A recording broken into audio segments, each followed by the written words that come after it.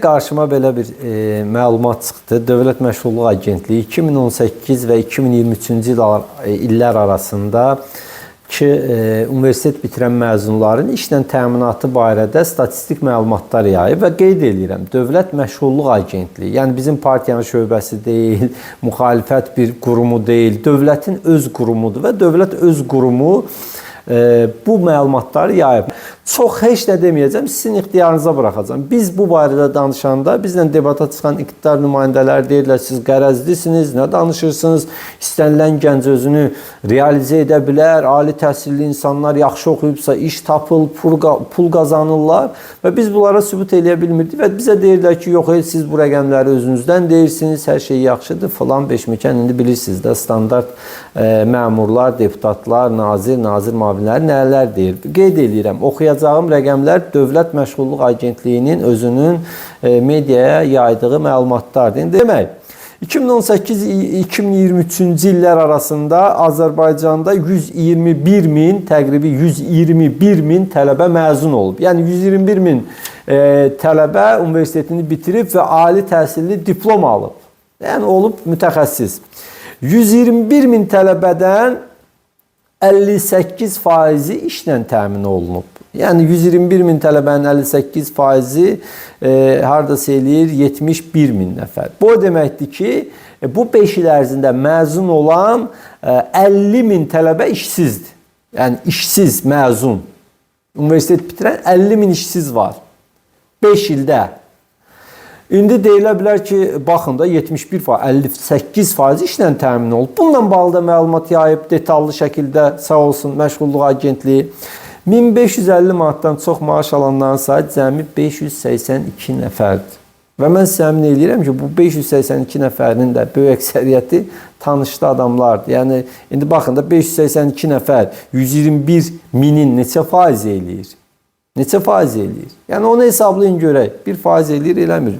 Səhv eləmirəmsə, heç 1% də olmur. Və deyilə bilər ki, bəli, bunlarla ola bilsin, indi karyera işlərindədir, bu 400 manatla başlayırlar, sonra yüksələcəklər filan. Yox.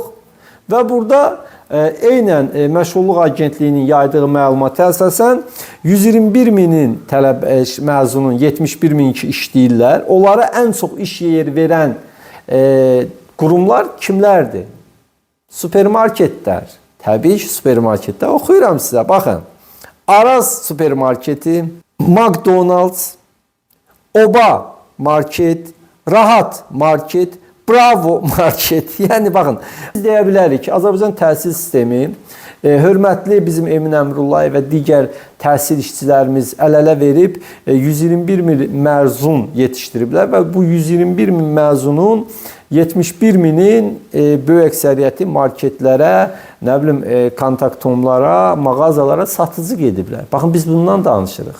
Biz bundan danışırıq. Bu 121 min tələbənin neçəsi milyonçu olub, neçəsi müasir texnologiyalarla işləyib və özünə və vətəninə, millətinə pullar qazandıra bilib. Bu ondan irəli gəlmir. Bu tələbələrin, bu məzunların biliyi, savadı yoxdur. Bu, dövlətin öz ali təhsilli insanlarına verdiyi qiymətin göstəricisidir.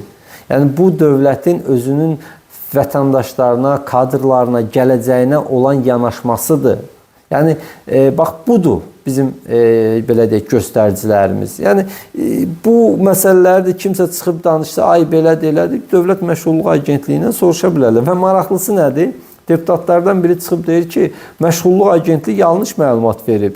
Niyə deyir ki, cəmi 58% işlə məşğuldur? Onlar deyir, məsələn, analıq məzuniyyətində olan, yəni ərə gedib işləmək istəməyənləri də ora salmalıdırlar ki, onlar özləri işləmək istəmir. Və yaxud da ki, qeydiyyata düşməyən işləyənlər var, onları da ora salmaq lazımdır. Və yaxud da xaricdə gedib oxuyur, onları da ora salmaq lazımdır. Yəni, özləri öz verdiyi rəqəmlərdən narahat olublar. Yəni, 5 ildə məzunların cəmi 58%-ni işlə təmin ediblər, 58%-nin də 41%-nin maaşı 400 manatdan aşağı olub.